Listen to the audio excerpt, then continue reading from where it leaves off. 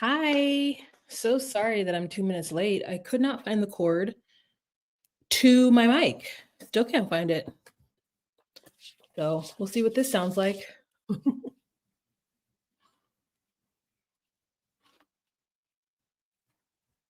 All right, let's let some people into the room while I moisturize my very dry face because I'm blowing my nose for the last couple of days due to me having the sniffles, being a little underneath the weather. Oh, it's Saturday. Oh, great. That means that no one's going to show up. For those of you guys who are watching replay, please check the description box below. We're going to get started. I forget what day it is. I'm like, where's everybody? You're all busy. And I completely understand that. So let's get this party started.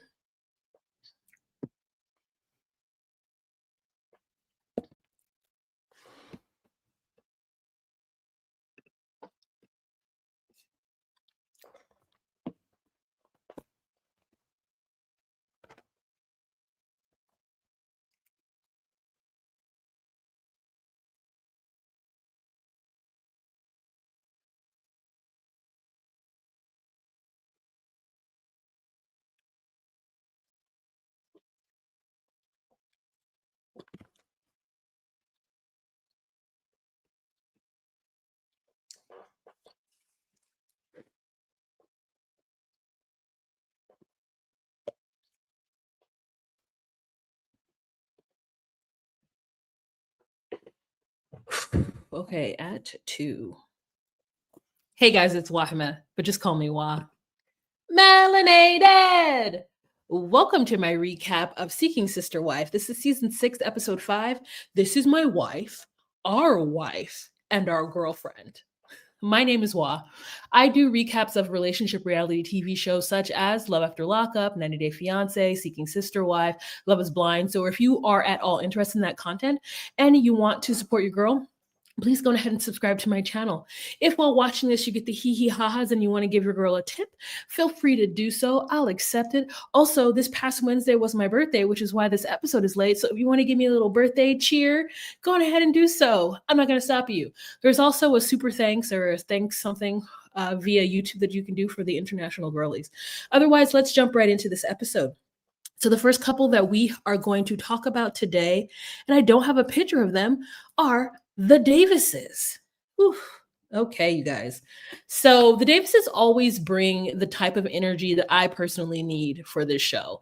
They, to me, are a perfect example. So are the Merrifields, but I mean, just the Davis, they always bring, because Nick is always up to some kind of shenanigans. And the shenanigans that we have with Nick in this episode is one, they're all getting ready to go out, which they say they never do. They never get a chance to do. I can only imagine what their home life is like. I can just imagine what it's like when the cameras aren't there. It's just a lot of adults in one what's seemingly small home. And then a lot of like elder teenagers and then one 4-year-old. So they're waiting for Nick outside and Nick shows up. And of course he's got, his 3-piece suit on. Cause when he steps out of the house to go out with these ladies, no matter if it's a hometown bar, a cafe, lunch / dinner spot, or an actual maybe red or actually maybe white tablecloth type venue, he's going to wear a 3-piece suit and a fedora. I guess that's what a man of leisure does. He's a gentleman of leisure. And so that is what he's going to wear. So they're like, we're always waiting for Nick. And then we see him go towards the car. April gets into the driver's seat, Jennifer, the passenger seat, and Nick sits in the back behind the driver. And he's like, yeah, I just don't drive. My wives drive. Like, why would I want to take that from them? He is so into being treated like the king of the castle. And they're all really into the kink of him being the king of the castle and him being so smart and them being so alternative in their type of relationship. And listen, if it works for them, it works for them. I think the only difference is that they don't live on a compound somewhere. If they did, though, it would make it even more interesting to me. Because I'm like, what would he do? I can't imagine Nick outside tending any sheep. You know what I mean? He doesn't seem like the type of person who does anything with his hands or anything at all. So they go to a hibachi dinner. And of course, there's that awkward moment where the guy's like, what are you guys celebrating? Yeah, what's happening here? And he's like, well, this is my wife. This is our wife. And this is our girlfriend. Now, the one thing I will say at this dinner table is there is a lot of blonde hair with black lashes. Did any of them ever consider getting like a natural wispy brown lash? Did any of them ever just like a taupe lash? The juxtaposition with the black thick lash is so hilarious, and they all have it. I'm like, oh, you guys are all the same, like you're all from the same like culture with this lash, with this thick black lash. None of them considered ever just like getting a lash a little bit more demure. They were like, if we're gonna wear lashes, you're going to think that we should be on stage. Okay, I want you to see these lashes from a mile away. So they're at the dinner, and Teresa, of course, pipes up and she's like, I really feel like my last name needs to be Davis. Otherwise, I don't feel like I'm comfortable here and I won't feel included. And they're like, well, we let you move in. So I don't know how much more included you want to feel. And I want to know the story behind them allowing her to move in so early. What is that story? What is the reason why, after 6 months or 4 months or whatever of dating, they let this woman move in with them? I know that it is due to the fact that they already knew her. But I feel like allowing her to share a domicile is what has got Teresa just like ready to be a part of the family in a way. And it is so confusing to me. It doesn't feel like the right move as a mom personally for Teresa. And I don't know, like, I have to just, as a disclaimer, every time I talk about parenting, I always have to say, well, I'm not a parent, but because then the people who are like, well, you're not a parent, you don't know. I'm like also a human, one, and I do remember being a child. So like, even if I'm not a parent, I don't think it makes an excuse for me not to be able to give my opinion about how I think a parent should behave. But that's just me. So I will continue to give a disclaimer because I don't want to fight the parents in the audience. But it just doesn't seem responsible for her to move in with her lover, her boyfriend, and whomever, or boyfriend, where she has an older teen, and now like introducing them into this. It feels chaotic to me. I don't know. Maybe just because I was a teen who had a relatively stable home life. So like I just can't imagine having to just like move in with somebody at 16 and not have my own space, because I had my own space until I had my same space. I won't say it was my own. I had my same space until I was 21. So I just can't imagine moving around like that. So I wonder if there was like some financial issues, or if she was like, my lease is up, I don't want to be far from you guys. Maybe she lived far away like the Johnsons do from each other. So I don't know. I just wish I knew, because it feels irresponsible. And so she tries to impart to them how she feels. And girl, April's not having it. April's like, I don't know. Like, I get that you like Nick and you want to be a part of our family so much. And so we like gave you a little bone, but you're now trying to eat the whole animal. And no, we gave you what we could, and what we gave you was pretty intense. So like, just go ahead and be okay with that. And I'm kind of with April on this. I feel like there's no reason for her to like completely trust Teresa. It feels too intense. It feels too intense, honestly, for me. So then we've got a scene where she shares with us some of her rapping. It's awful. Not only do I not understand what she's saying, she does not have a flow. And I'm like, if you're just going to be like, what a girl on the fence and a blonde hair bitch and a give us a beat. Give me a beat. Like, it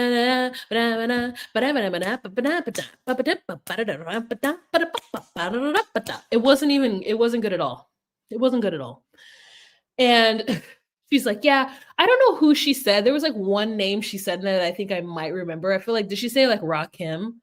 Like, who did she say? I don't even remember. But she's really proud of this fact. So she ends up finding him after dinner in I guess a den. And then this makes me even more confused because again, I'm wondering how many bedrooms does this home have? If there is this space that's not the living room, that is another room that has a circle couch in it and a TV where he's just like reading a book in his sand, like he seems way too leisurely for a house parent. You know what I mean?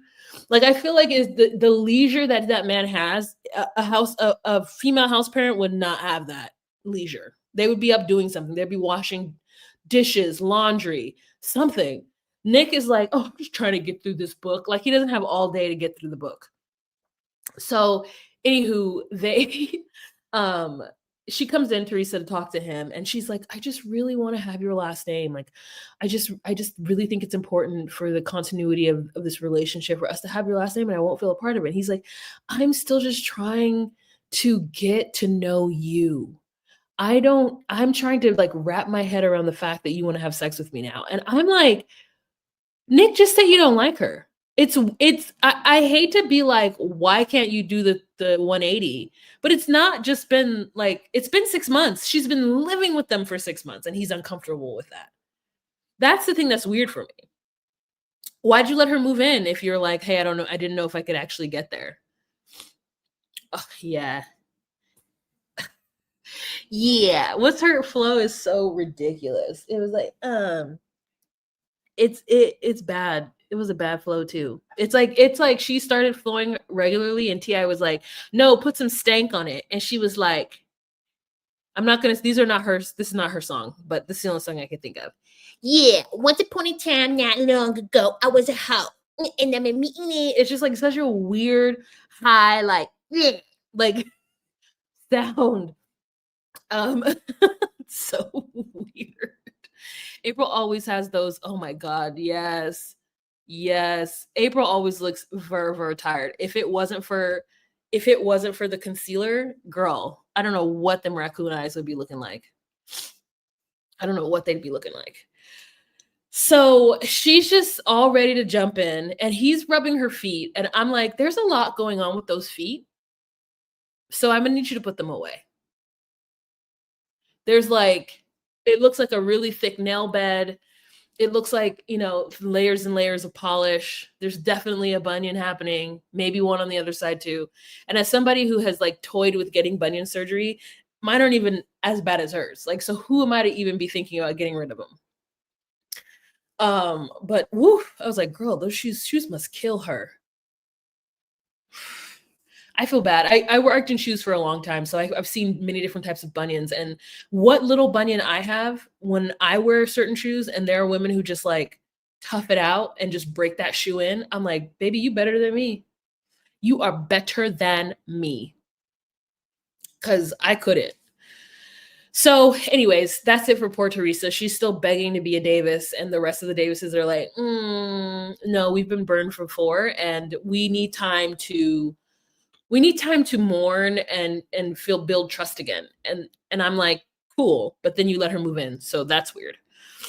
Okay, the next couple that we're going to talk about is the Peraltas. That's a hard name for me to say. The Peraltas.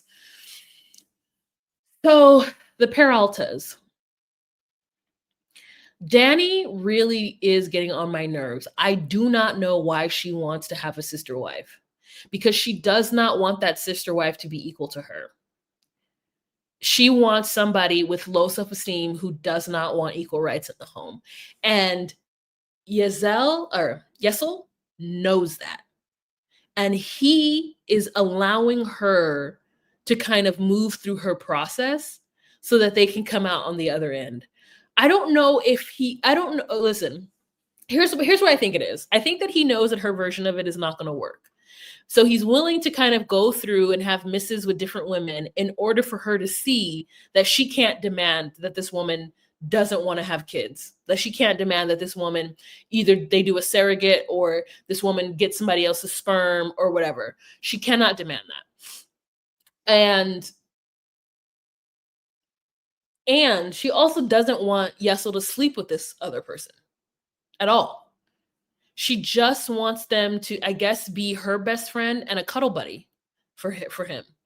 But I think at the same time, he would like another wife. He would like another girlfriend. He would like some new pee. You know what I mean? Like he wants a variety. He, he will, if you're going to give him the option to have more than one wife, he's going to take it. And I don't necessarily know that he'd be bad at it. Like there's nothing that, there's no red flags with him to make me think that he wouldn't be able to emotionally support a second wife. We don't know though, but we'll see. So they go out and they were picking up from the last date that they had, or the same date. And he ends up going to the bathroom and they talk a little bit. I can't remember the new girl's name. It's like Danny and Natasha. I don't know. So Danny and Natalie are talking, and Danny's like, well, would you want to have more kids? And she's like, yes, I do want more kids. And Danny's like, okay, cool. And I said to myself, Danny, this is the point where you say, we are okay if you have more kids, but Yesel wouldn't want to be the father of those kids. Which is a crazy thing to say if you are going to be in a marriage with a second wife. How is it that you tell that second wife, you can have a child and I'll help you raise it, but biologically, I don't want that child to be mine? So then the question would be like, okay, so is it because you don't want to help me raise the child? You don't want to like be responsible financially for the child? Like why wouldn't you want to have me have your biological baby? And then they have to answer that question, but they don't. And to me, it seems like entrapment, not entrapment, but it seems rude. What if you had like gotten with this family and everybody's so happy and y'all are falling all in love and your kids are involved, and then finally you tell her, yeah, as the first wife, I would be super jealous if you gave him a gender of a child that I couldn't give him. And so therefore I've decided that in order for this to be possible, you can't biologically have any kids of his. I would be like, who the fuck are you to dictate my relationship? Because at the end of the day, I honestly feel unless this is the parameters in which you create, the polygamy situation is that man has two separate wives. And each relationship with each wife is different. And one wife, it cannot affect or cannot make demands on the other wife's body. And Danny completely wants to make demands on the other wife's body. Not only does she want to make demands on the other wife's body, she also wants to make demands on the way that her husband interacts with her sister wife's husband. Like she wants to just be in there, stopping them from being able to have a relationship in the way that she has a relationship with Yesel. And that's not fair. If that's the case, then you need to hire someone. You need to hire somebody to provide you what it is that you need.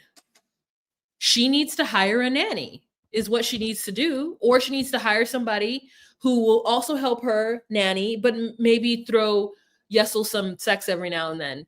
And he knows that he can't get emotionally tied. They need a sex worker. They need a sex worker. A sex worker nanny is what they need. And I'm pretty sure there's people out there who would do that for a fee. Okay? There's a sex worker nanny out there who will do it.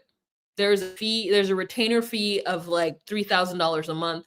No, 4,000. That's enough to like live off of. Ooh, I'm gonna sneeze. Hold on.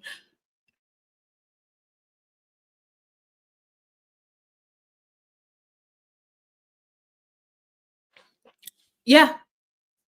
No, yeah. Retainer fee.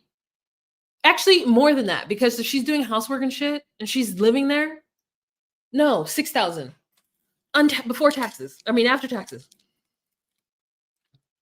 Give me a 1099. Give me a 1099. Okay? Give me a 1099, I'll pay taxes. Hold on real quick. Let me text my friend before she calls me back.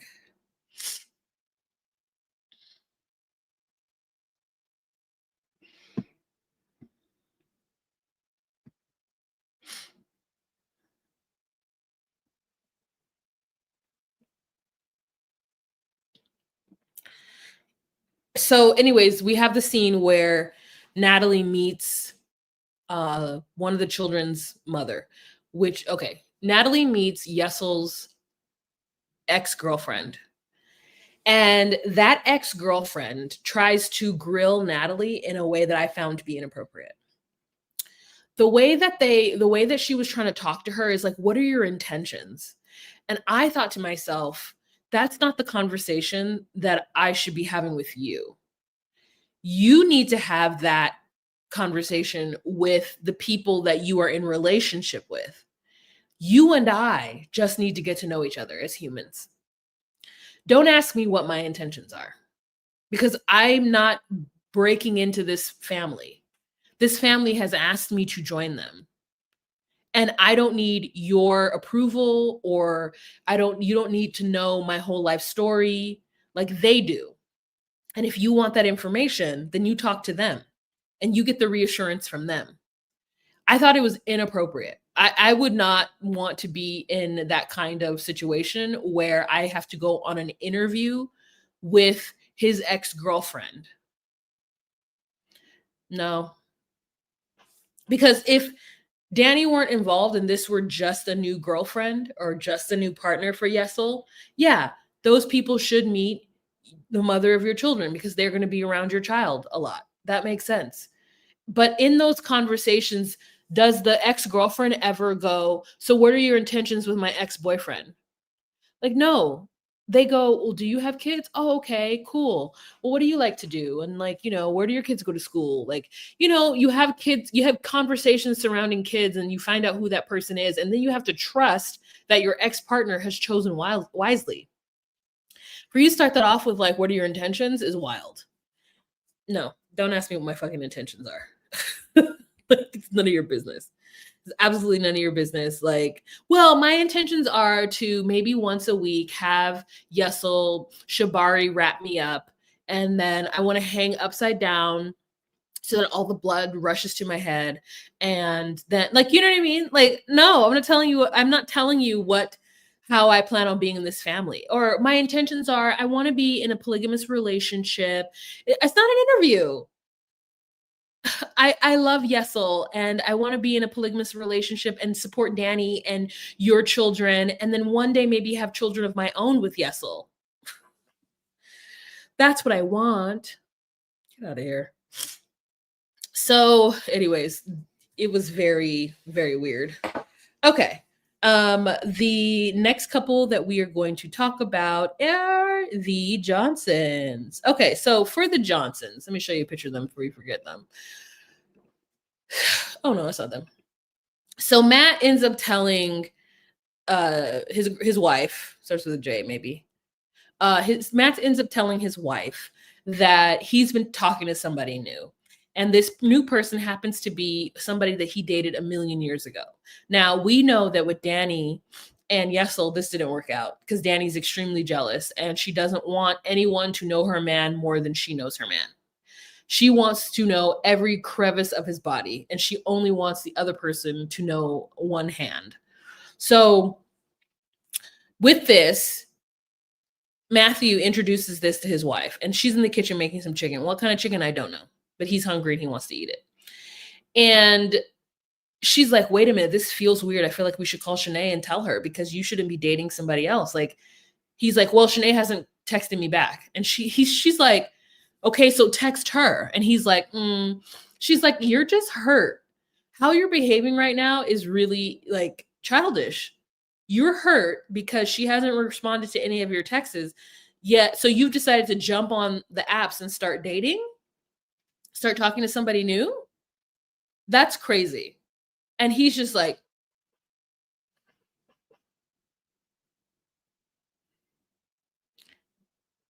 I'm like, how are you in a relationship? How are you in a relationship? Was your wife just very kind of forthcoming? And I don't know. I'm confused as to how he's in a relationship because he doesn't seem to be somebody who is at all willing to put himself out there. And for him to have been in a relationship with Shanae and supposedly loving her, for him to just move on to somebody else because he's hurt, not even wanting to truly close and be done with their relationship is wild to me. I mean, the same could be said for her, but I, we don't really know what their relationship has entailed. We just know that she's unhappy and she's told him she's unhappy several times and he's done nothing to fix it. He doesn't seem to want to put himself out there. He just wants to have sex with her and have her be happy and maybe move closer to make things work for him. And so it's very confusing, their relationship. But anyways, so enter Marilyn. He hasn't seen Marilyn in a very long time, but they've been reconnecting on social medias and hee-hee-ha-haing. And so he decides that he wants to bring his wife over to meet her. Wife is not comfortable with this, but she goes along with it because she's like, I'd rather go with him myself than have him go by himself. Like, I need to see what's going on. So Marilyn is already up to speed. She already knows about the polygamous lifestyle and she's thinking she's ready to be a second wife. They go to meet Marilyn at this like Wicca place where you can make candles with intentions, just all misty woo-woo, like whatever, right? I love it. I just like to be a Wiccan in practice. If there's no actual magic, I'm not interested. I'm not doing any rituals if there's no actual magic occurring. And so they do this with her and immediately the wife is turned off. She's like, what the hell is this? And who is this person? So they sit down to make candles. She talks about being a Wiccan and how, she doesn't have a coven. And she's like made mention that she at some point was howling to the moon. And of course they had an issue with that. And then she also says that the last time she had sex with Matthew, it was bad or it wasn't good. And he is so upset by this, like so upset and taken aback. And she's like, what do you mean? And I'm like, girl, and Matt, I don't understand why Matt is so taken aback. It was when he was like 22. Everybody who has sex when they're 22 is awful. Sierra says, he didn't like the new girl because she said his. Yeah. It's so weird to me. I'm like, duh, you were 22. And also, you're like, not, to me, Matthew doesn't give good lover at all. He doesn't give attentive at all. I was like, dang, how embarrassing on national TV. I mean, I'm never going to, see, that's the thing. My thing is like, don't ever ask me something that you don't want the answer to.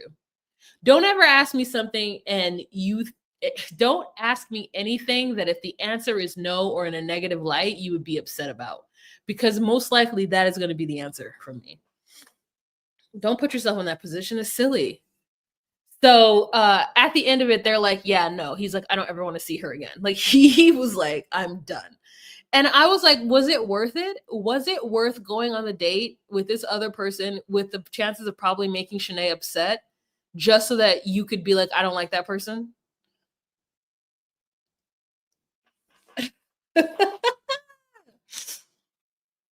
It was not worth it. It was not worth it. Okay, let's move on to our last couple, and that is the long-awaited Merrifields. So the Merrifields, okay, they have an interesting situation because it feels at this episode that neither one of them are open to Lorena being there right now. There's some cute scenes with Lorena with the baby. Danielle says that she's getting used to the fact that Lorena's there, that they've wanted a sister wife for so long in the house for 6 years, but it's never actually happened. And now that it's actually happened, she's like uncomfortable. She has to work out by herself, and that's hard because her and Garrett normally work out together. And, Lorena and Garrett are off on a bike ride and a picnic, and they're having a great time using their translator app to communicate, going to the park. And she's over here just being a sad mommy.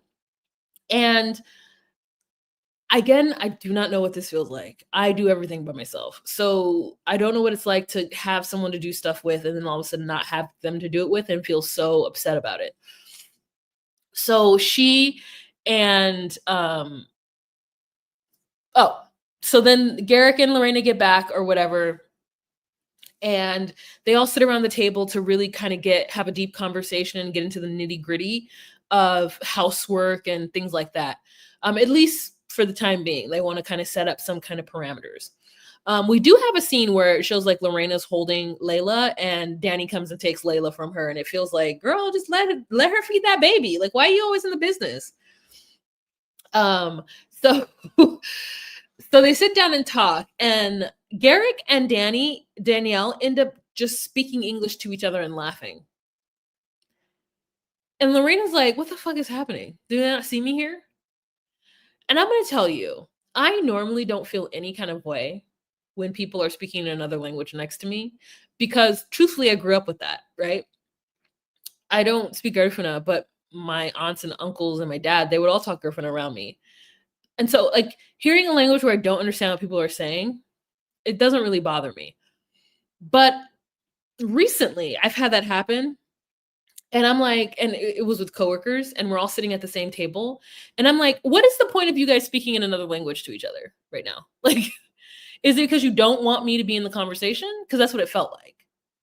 It felt like that. And then they both speak English. So it was very weird. It was very weird for that to happen. And I normally don't feel any way. And it was weird for me to feel that way. So I had to really do some deep reflecting to figure it out.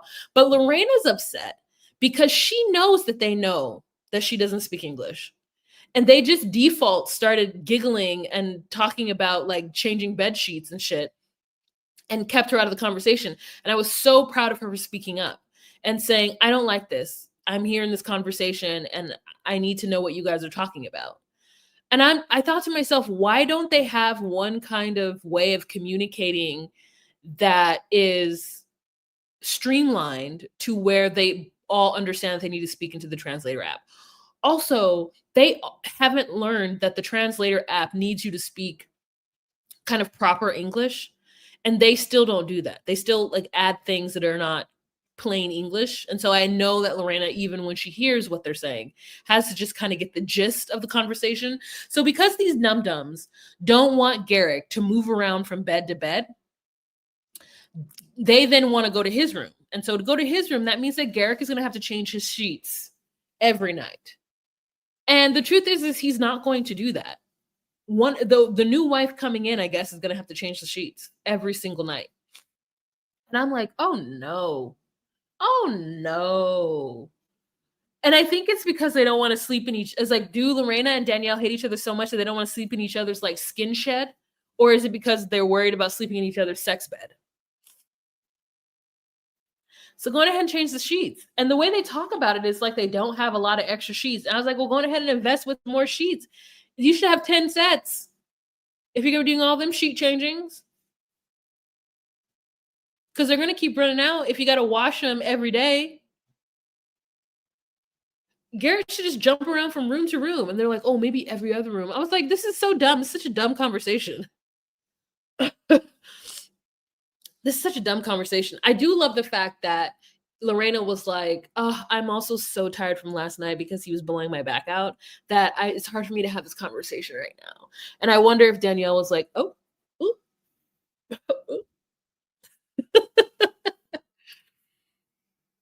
Because here's the truth. I feel like Garrick is going to have sex with Lorena at every moment he could possibly have sex with her. I think that with that Nunu, he's going to have sex with her as much as possible. And he's probably having less sex with Danielle, unless he just has a high sex drive in general. And she needs this second wife in order to alleviate her vagina, which I get. I think they purposely don't learn Portuguese so that she's resilient. She's reliant on the translator app and can stay one step ahead. That's why they want women from America to feel superior and overlord over them. Well, girl, English is not that hard. I mean, once you live in the country. So I think Lorena will pick it up very easily, and she's young. So they're going to have a rude awakening if this is the master plan. It is so dumb of them to not learn Portuguese. No, she is allegedly pregnant. 100%. And I imagine that she's going to have a hard time because Danielle is going to want to tell her what to do, or at least like offer assistance. And Lorena's going to have her very Black Brazilian way of raising these children. She's going to very much have a different way of rearing these children. And that is what I want to see. I want to see Danielle trying to, get this child to, eat like, I don't know, something very American. And then Lorena just wants to feed them rice and beans. You know what I mean?